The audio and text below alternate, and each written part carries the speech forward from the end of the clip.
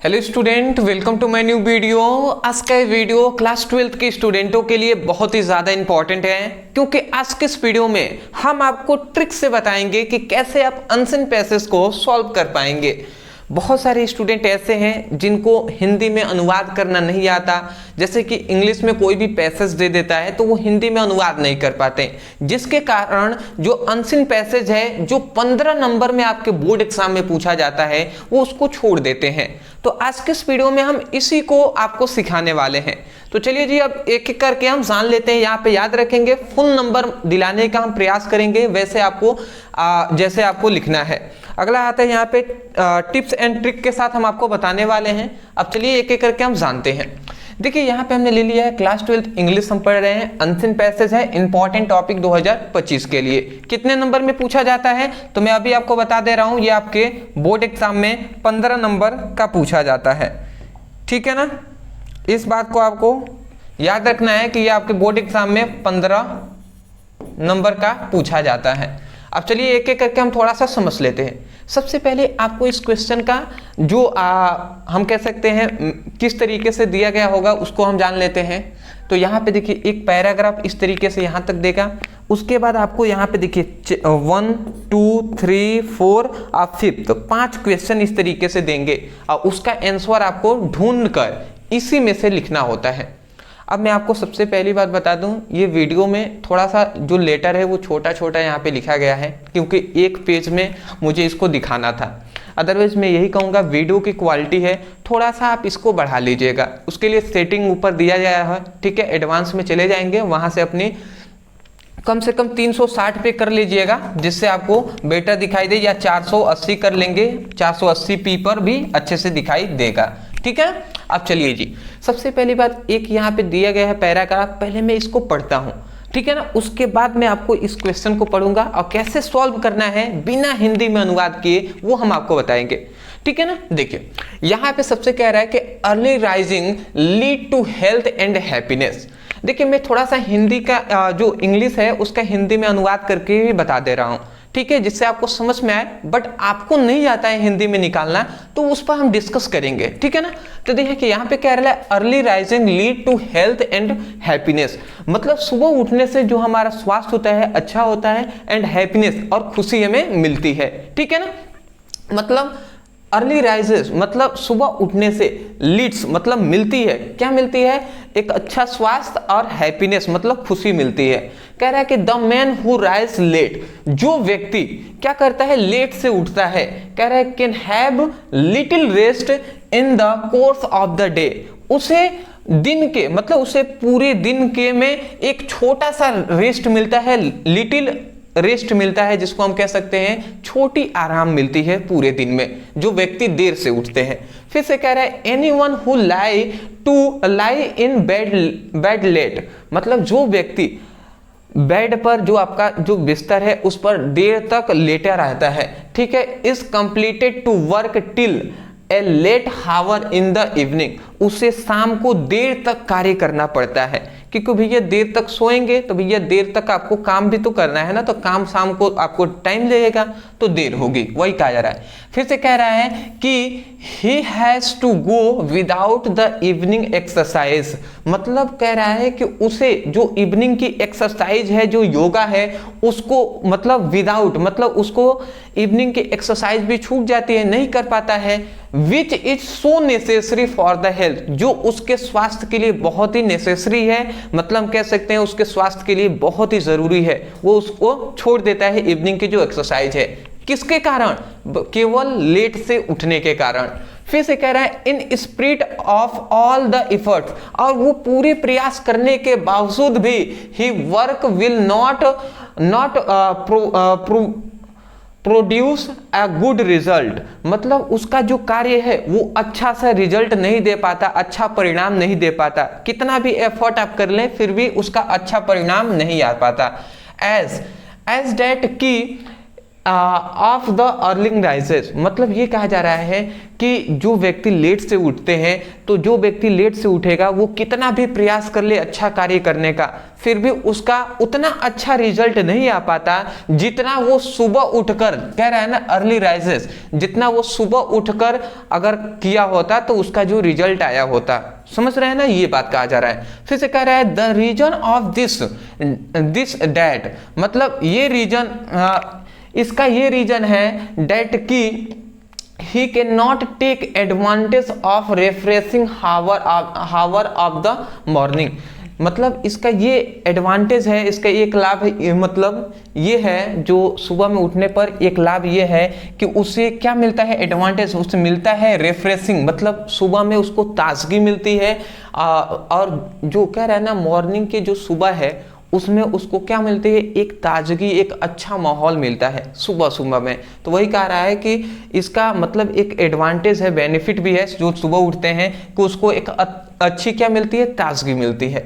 अगला कह रहा है सम पीपल से, अब कुछ लोग कहते हैं डैट की the quiet hour of midnight is the best time of for working, मतलब यहाँ पे ये कहा जा रहा है कि कुछ व्यक्ति कहते हैं कि क्विट हावर ऑफ मिडनाइट, मतलब मध्य रात्रि के शांति में कार्य करना सबसे बेस्ट होता है। कह रहा है ना बेस्ट टाइम फॉर वर्किंग, मतलब बेस्ट टाइम फॉर वर्किंग, ठीक है ना। कह रहा है क्विट हावर मिडनाइट, मतलब मध्य रात्रि के शांति में कार्य करने का सबसे अच्छा समय है, कुछ व्यक्तियों का कहना है, ठीक है ना। क्यों? क्योंकि भैया उस समय पर सभी शांति होता है, शांति माहौल में, उसी के वजह से कहते हैं, ठीक है ना। फिर से कह रहा है सेवरल ग्रेट थिंकर, और कुछ मतलब महान विचारक है, उनका कहना है कि that they can write best only then they burn the midnight oil, मतलब कुछ महान विचारकों का ये भी कहना है या मानना है कि कैन राइट, मतलब आप उस समय पर मतलब लिखना बेटर होगा, किस समय पर, यहाँ पे कह रहे हैं बर्न द मिडनाइट ऑयल, इसका मतलब होता है कि मध्य रात्रि में तेल जलाना, बट इसका मतलब मध्य रात्रि में तेल जलाने से मतलब नहीं है, इसका सेंस अगर आप पकड़ेंगे तो इसका मतलब ये है कि कुछ विचारकों का ऐसा मानना है, ऐसा कहना है कि मध्य रात्रि में आप जग कर उस समय पर आप जो कुछ भी लिखेंगे वो अच्छा परिणाम देता है, वो अच्छे से आप लिख पाएंगे, ठीक है ना, उसी का ये कहना है। फिर से कह रहा है एट, फिर भी एट इट इज ट्रू, फिर भी यह सत्य है, टू की से, मतलब यहाँ पे कह रहा है कि एट मतलब फिर भी, it is true to say that, मतलब ये भी सत्य है कि क्या फ्यू मैन, कुछ व्यक्ति have a clean brain at midnight, ठीक है ना, मतलब जो मध्य रात्रि है उसमें जो दिमाग है वो पूरी तरीके से क्या होता है, क्लीन होता है, फ्रेश होता है, ठीक है ना। अगला करे when the body need to rest and sleep, और उस समय पे हमारी जो बॉडी है, हमारी जो शरीर है वो आराम सोचता है, वो क्या आराम सोचता है और सोने को चाहता है, यही बात कहा जा रहा है। अगला करे दोस्त, मतलब way who work at that time soon ruin their health, ठीक है ना, मतलब अगर जो व्यक्ति क्या करता है उस समय पर कार्य करते हैं, उसकी जो हेल्थ है वो क्या करती है, रियून होती है, मतलब नष्ट होती है, ठीक है ना। Bad health must in the long run have a bad effect on the quality of the work, मतलब यहाँ पे कह रहा है कि लंबे समय के बाद उसकी शरीर पर क्या पड़ता है, बैड इफेक्ट पड़ता है, बुरा प्रभाव पड़ता है, ठीक है ना, उसकी बुरी हेल्थ होती है और उसी के कारण उसकी जो कार्य है उसकी क्वालिटी पर, उसके कार्य की क्वालिटी जो है उसके क्वालिटी पर भी इफेक्ट पड़ता है, क्योंकि स्वास्थ्य पर जब इफेक्ट पड़ेगा तो वो कार्य करेगा, उसमें भी तो इफेक्ट पड़ेगा ना। तो ये हुआ जी सुबह के उठने पर और लेट से उठने में क्या फायदे और नुकसान है। चलिए अब आते हैं बात को, मैंने तो ऐसे ही हिंदी आपको बता दिया, बट मैं जानता हूं कि बहुत सारे स्टूडेंट ऐसे हैं जिनको हिंदी निकालने, अनुवाद करने उतने से नहीं आता है, तो उनके लिए क्या ये 15 नंबर छूट जाएंगे? तो मैं कहूँगा बिल्कुल भी नहीं छूटेंगे। देखिए कैसे करना है। तो चलिए अब 15 नंबर पे बात करते हैं। पहला ये जो क्वेश्चन आता है ये आप पता है, पहला क्वेश्चन 3 नंबर का, दूसरा 3 नंबर, तीसरा 3 नंबर, चौथा भी हमारा 3 नंबर, अब पांचवा जो होता है ये भी हमारा 3 नंबर पूछा जाता है। तो पहला 3 नंबर हम क्लियर कराते हैं। कह रहा है कि वाई इज अर्लिंग rising better than rising late. मतलब जो हम कह सकते हैं लेट उठने से बेहतर सुबह उठना क्यों अच्छा है, ये आपको क्वेश्चन पूछा जा रहा है। मतलब कारण क्या है, क्यों हमें सुबह में ही उठना चाहिए, लेट से नहीं उठना चाहिए, ये हमें बताना है उसका कारण। तो आपको अगर सिंपल सा कुछ नहीं करना है, यहाँ पे एक जो वर्ब होता है ना उसको पकड़ना है। तो यहाँ पे देखिए अर्लिंग राइजिंग, यहाँ पे क्या अर्लिंग rising better than rising late, इसमें से ये शब्द आपको इसमें ढूंढना है कहाँ पर मिल जा रहा है। तो देखिए अगर आप देखें यहाँ पे सबसे पहले इस पैराग्राफ में आपको यही ढूंढना है, कुछ मेन जो सेंटेंस और जो वर्ड होते हैं उसको ढूंढना होता है। जैसे यहाँ पे आ गए अर्लिंग राइजिंग, तो देखिए यहाँ पे शुरुआत में ही आपको यहाँ पे दिखाई दे रहा है अर्लिंग राइजिंग, दिखाई दे रहा है ना। तो यहीं से हमें पढ़ने पर फोकस करना है। तो देखिए क्यों बेटर है, तो कह रहा है अर्लिंग rising lead to health and happiness. मतलब अगर हम सुबह में उठते हैं तो हमारा जो स्वस्थ होता है, हमें अच्छा स्वास्थ्य मिलता है और क्या मिलती है, हमें खुशी मिलती है। तो अगला फिर से कह रहा है कि the man who rising late, जो व्यक्ति लेट से उठता है, ठीक है ना, can have a little rest in the course of the day, उसे दिन के पूरे दिन में एक छोटा सा रेस्ट मिलता है, आराम मिलता है, ठीक है ना। Anyone who lie to the bed late to complete the work till a late hour in the evening, उसे मतलब पूरे दिन जो व्यक्ति, यहाँ पे करे anyone who lie in the bed late, मतलब जो व्यक्ति, मतलब हम कह सकते हैं कि जो व्यक्ति बिस्तर पर देर तक लेटा हुआ रहता है उसे शाम को, उसे इवनिंग मतलब शाम को जो कार्य है वो और भी लेट से करना पड़ता है, ठीक है ना। अगला कर रहा है he has to go without the evening exercise, और उसे बिना एक्सरसाइज, जो इवनिंग एक्सरसाइज है उसको बिना किए रहना पड़ता है, which is so necessary for the health, जो उसके स्वास्थ्य के लिए बहुत ही आवश्यक है। It's spread to all the efforts he work will not produce as good result as that of the अर्लिंग राइजेज, मतलब उसके पूरे प्रयास करने के बावजूद भी उसे उतना मतलब अच्छा रिजल्ट नहीं मिल पाता जितना वो सुबह उठकर मेहनत किया होता तो मिलता। तो सिंपल सी बात है, आपको यहां से उठा लेना है और जहां तक आप फुल स्टॉप दे सकें, जैसे यहां तक आप दे सकते हैं तो यहां तक आप कर देंगे। इसका क्वेश्चन का आंसर यहां से लेकर यहां तक दे दीजिए, हो गया आपका आंसर। आप कहेंगे सर इसके बीच में भी तो फुल स्टॉप यहाँ पे आ गया या यहाँ पे आ गया, ठीक है ना, या यहाँ पे आ गया, तो क्या हम यहीं तक नहीं लिख देंगे? तो मैं आपसे कहना चाहूंगा देखिए थोड़ा सा अधिक चल सकता है पर कम नहीं चल सकता, बात आप समझिएगा। थोड़ा अधिक लिख दीजिए, क्या दिक्कत है, कम लिखेंगे तो रिस्क है कि आपके शायद नंबर 3 नंबर की जगह पर 2 ही नंबर मिले, पर थोड़ा सा एक्स्ट्रा आप लिख देंगे तो फिक्स है कि भैया 3 नंबर मिलेंगे ना, बात समझ रहे हैं ना। तो इसीलिए आपको सबसे पहले लिखना है। तो ये पहले का आपका उत्तर आपको समझ में आ गया, यहां से लेकर यहां तक आप लिख देंगे। तो ये बातें आपको समझ में आ गई कि सुबह उठने से और लेट से उठने से क्या अंतर है, ठीक है ना। तो चलिए 3 नंबर हमें मिल गए। दूसरा हमारा क्वेश्चन आता है कि how do some thinker burn the midnight oil, मतलब यहाँ पे जो सम थिंकर मतलब कुछ विचारकों का ऐसा कहना है कि यहाँ पे बर्न द मिडनाइट ऑयल मतलब मध्य रात्रि में तेल जलाना, कुछ विचारकों का कहना है कि मध्य रात्रि में तेल जलाना क्यों आवश्यक है। अब यहाँ पे यह कह रहा है कि मध्य रात्रि में तेल जलाने का मतलब है कि कुछ विचारकों का ऐसा मानना है कि मध्य रात्रि में हमें उठकर और उस समय पर पढ़ना या जो भी आप कार्य करते हैं उसको करना बेहतर होता है। तो क्यों होता है ये आपको बताना है। तो देखिए यहाँ पे देखिए सम थिंकर बर्न अ मिडनाइट ऑयल, तो यहाँ पे एक मेन हमें चीज मिला कि मिडनाइट ऑयल मिला ना। तो इसमें भी हम ढूंढेंगे कि भैया वो कहाँ पे है। तो अगर हम देखेंगे तो देखिए यहाँ पे हमें मिल जाएंगे, देखिए यहाँ पे हमें मिडनाइट मिल रहा है, ठीक है ना। देखिए यहाँ पे देखिए यहाँ पे क्या रहना, सम थिंकर मतलब कुछ विचारकों का ऐसा मानना है, ठीक है ना।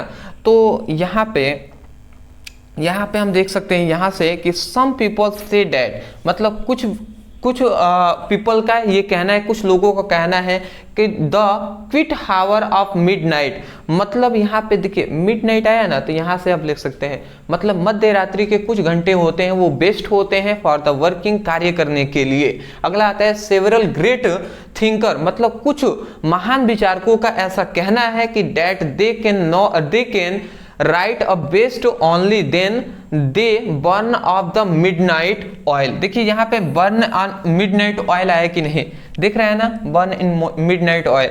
तो आप सिंपल से इसका यहाँ पे फुल स्टॉप हुआ है ना, तो यहाँ से अब इसके ऊपर देख लीजिए, यहाँ से स्टार्ट हुआ सेंटेंस, तो यहाँ से लेकर कम से कम आप यहाँ तक लिख दीजिए, आपका काम हो जाएगा। समझ रहे हैं ना, तो ये ट्रिक है। तो ये हमारा दूसरा का आंसर हो गया, यहाँ से लेकर यहाँ तक। अगर और भी थोड़ा सा बढ़ाना चाहें तो और भी यहाँ से लेकर इसका फुल स्टॉप जहाँ पे होगा वहां तक लिख दीजिए, यहाँ तक लिख देंगे तो और बेटर रहेगा। बात समझ रहे हैं ना, तो इस तरीके से यहाँ से लेकर यहाँ तक लिख दीजिए, ये यहाँ तक वही बात है जी, ठीक है ना। कम नहीं होना चाहिए, अधिक हो सकता है, ठीक है ना। अगला हमारा तीसरा जो क्वेश्चन आता है कि what is the disadvantage of working at midnight, मतलब क्या हानियां हैं रात्रि को कार्य करना, जो मध्य रात्रि होता है उसमें कार्य करना, क्या मतलब क्या हानियां है उसको, ठीक है ना। यहाँ पे डिसएडवांटेज कह रहा है, तो देख लेते हैं जी अब मध्य रात्रि में कार्य करने से क्या हानियां हैं। तो चलिए मैं थोड़ा सा आपको दिखाता हूं, देखिए डिसएडवांटेज। तो देखिए इसका अगर हम चाहें तो थोड़ा सा हम बनाकर भी इसको लिख सकते हैं, ठीक है ना। बट मैं आपको बता रहा हूं कि अभी हमने इस पैराग्राफ को आपको बताया था, तो उसमें हमने इसकी क्या हमने सुना था कि यहाँ पे कह रहा है कि देखिए यहाँ पे कह रहा है कि यहाँ पे अगर यहाँ पे देखते हैं एट, फिर भी इट इज ट्रू टू से, मतलब ये भी सत्य है कहना डेट की few man have a clean brain and mind, मतलब मध्य रात्रि में जो हमारा ब्रेन होता है वो क्लीन होता है, साफ होता है। When the body need to rest and sleep, और जो हमारी बॉडी होती है वो उस समय पर क्या सोचती है, सोने को सोचती है, मतलब सोना और आराम सोचती है, करना चाहती है, ठीक है ना। तो यहाँ पे यहाँ तक ये बात समझ गए, तो ये हम सो नहीं पाएंगे जब पढ़ेंगे तो ये एक डिसएडवांटेज ही है। फिर से कह रहा है कि those who work at that time soon the ruin the health, मतलब यहाँ पे ये कह रहा है कि वे जो कार्य करते हैं, मतलब वे जो कार्य करते हैं मिडनाइट में, उनका जो क्या होता है, जो हेल्थ होता है वो र्यून होता है, नष्ट होता है। तो ये भी एक डिसएडवांटेज है कि नहीं, हानियां ही है मध्य रात्रि में कार्य करना, कि उनका शरीर का जो स्वास्थ्य है वो खराब होगा। फिर से कह रहा है कि बैड हेल्थ, मतलब बुरा उनका जो हेल्थ होगा, स्वास्थ्य होगा, must in the long ruin have a bad effect on the quality of their work, मतलब लंबे समय के बाद उसके शरीर का भी बुरा प्रभाव पड़ेगा और उसके बाद उसके जो कार्य हैं उस पर भी बुरा क्या पड़ेगा, प्रभाव पड़ेगा। तो आप अगर कुछ नहीं अगर आप जानते हैं तो सिंपल सा या तो आप यहां से लिख दें या आप सिंपल सा यहां से उठाकर यहां तक लिख दें तो भी आपका काम हो जाएगा। ये तीसरा का आंसर। या इसी को थोड़ा सा आप बनाकर लिखना चाहें तो आप ऐसे लिखेंगे कि the disadvantage of working at midnight, मतलब मध्य रात्रि में कार्य करना की हानियां हैं। फिर से यहां पे लिखेंगे डेट, फिर से लिखेंगे डेट, मध्य रात्रि में कार्य करने की हानियां हैं कि, और उसके बाद आप एक्सप्लेन भी कर सकते हैं, जैसे यहां पे हमने एक्सप्लेन किया है कि the disadvantage of working at midnight is that कि एट टाइम, मतलब उस समय the body need to rest and sleep, body जो है वो आराम सोचती है और सोने को सोचती है। Who work at the time the ruin the their health, और उस समय पे जो कार्य करते हैं उसके जो शरीर है वो का जो शरीर का जो हेल्थ है, ठीक है ना, स्वास्थ्य है, वो क्या होता है, र्यून होता है, नष्ट होता है। तो आप सिंपल सा ये लिख सकते हैं। तो जिनको बनाना है वैसे लिखें और जिनको थोड़ा सा अगर नहीं पता है वो सिंपल सा यहां से ऐसे उठाकर यहां तक लिख दें। बात समझ रहे हैं। अगला हमारा 4th नंबर यहाँ पे क्वेश्चन आता है, what are the possible advantage of both morning hour and midnight hour. यहाँ पे कह रहे हैं कि what are the possible advantage, मतलब क्या एडवांटेज है, क्या लाभ है, ठीक है ना, मध्य रात्रि में कार्य करना जो मध्य रात्रि में कार्य करने में और जो हम कह सकते हैं कि जो दिन में कार्य करने में क्या बस लाभ है, ये हमें बताना है। तो देखिए इसके लाभ हम यहाँ पे लिख दिए हैं सिंपल सा कि देखिए कह रहा है कि the advantage of morning hour, यदि हम सुबह में कार्य करते हैं, सुबह के समय में कार्य करते हैं, इज डैट कि the person has extra time to do his work, मतलब जो व्यक्ति सुबह में उठकर सबसे पहले कार्य करता है उसके भाई ज़्यादा एक्स्ट्रा टाइम रहेंगे, जो लेट से उठेगा उसके पास कम टाइम रहेंगे कार्य करने के लिए, और जो सुबह मॉर्निंग में उठ जाएगा उसके लिए एक्स्ट्रा टाइम रहेंगे कार्य करने के लिए, ठीक है ना, डू हिज वर्क मतलब उसके कार्य करने के लिए। फिर से करें and enjoy the refreshing hour of the morning, और यहाँ पे कह रहा है कि इंजॉय और जो मौज मस्ती है, रिफ्रेशिंग ताजगी है, ठीक है, हावर ऑफ द मॉर्निंग मतलब उसको क्या मिलती है, जो सुबह की समय की जो ताजगी है उसका एंजॉयमेंट करने का भी अवसर मिलता है, ठीक है ना। द एडवांटेज ऑफ मिडनाइट हावर, अब मिडनाइट जो मध्य रात्रि में कार्य करते हैं उसके लिए लाभ ये है कि द क्विटनेस ऑफ ऑल अराउंड मतलब चारों ओर क्या होती है, शांति होती है, वही उसका बेनिफिट है कि मध्य रात्रि में पूरी जगह शांति होती है जिसके लिए उसका बेनिफिट है।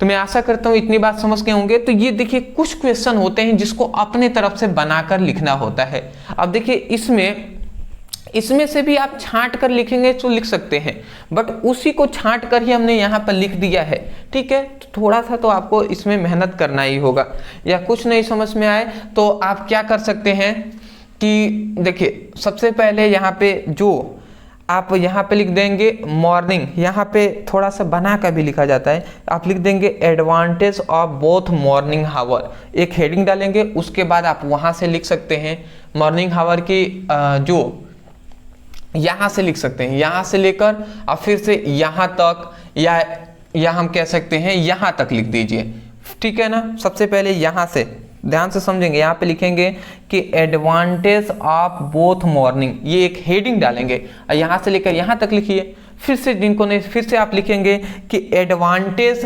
मिडनाइट हावर, अब इसकी लाभ आप यहाँ से फिर से एक हेडिंग डालिएगा इसी में, और फिर से यहाँ पे लिख देंगे कि सेवरल थिंकर मतलब यहाँ से, हाँ यहाँ से लिख सकते हैं, यहाँ से कि सम पीपल से डैट, कुछ व्यक्तियों का कहना है कि quiet hour to the midnight a best time for the work, मतलब मध्य रात्रि में कार्य करने का सबसे अच्छा समय है। तो यहाँ से लेकर और आप जहाँ तक आपका इसका फुल स्टॉप हो यहाँ तक लिख दीजिए, समझ रहे हैं ना। तो लिखने का छांट छांट कर लिखना होता है, इसी में सब आंसर है, ठीक है। तो वैसे लिख दीजिए, या हमने सिंपल सा यहाँ पे जो दिया है ये लिख दीजिए। ये क्वेश्चन 2024 के बोर्ड एग्जाम में ये अनसीन पैसेज आया हुआ है, ठीक है ना, इसलिए मैं आपको बता दे रहा हूँ। अगला देखिए, अब हमारा यहाँ पे 5वां नंबर जो क्वेश्चन आता है, तो 5वां नंबर जो क्वेश्चन आता है याद रखेंगे 3 नंबर का होता है, 3 नंबर का होता है, इस बात को याद रखेंगे, 3 मार्क्स का होता है। यहाँ पे कह रहा है कि which word in the passage of opposite of noise, मतलब जो नॉइज मतलब क्या होती है, शोर शराबा होता है, तो उसका अपोजिट क्या होगा इस पैराग्राफ में। ये जो पैराग्राफ दिया गया है इसको आपको बताना है। अपोजिट मतलब यहाँ पे एंटोनेम्स हमें पूछ लिया, तो शोर शराबा का अंग्रेजी उल्टा उसका क्या होगा, तो शांति होगा। अशांति का यहाँ पे शब्द कोई दिया गया था ना, यहाँ पे दिया गया था क्विट, ठीक है ना, ये दिया गया था, क्विट मनते शांति होता है, तो ये हम लिख देंगे। तो इसका सिंपल सा यहाँ पे कुछ नहीं, यहाँ पे क्विट लिख देंगे, ठीक है ना, सिंपल सा एक लाइन में आप आंसर दे देंगे क्विट। अगला यहाँ पे कह रहा है what do you meaning for burning midnight oil, मतलब मध्य रात्रि में तेल जलाने का क्या मीनिंग है ये आप बता सकते हैं। तो यहाँ पे सिंपल सा है कि वर्किंग एट मिडनाइट मतलब वर्किंग एट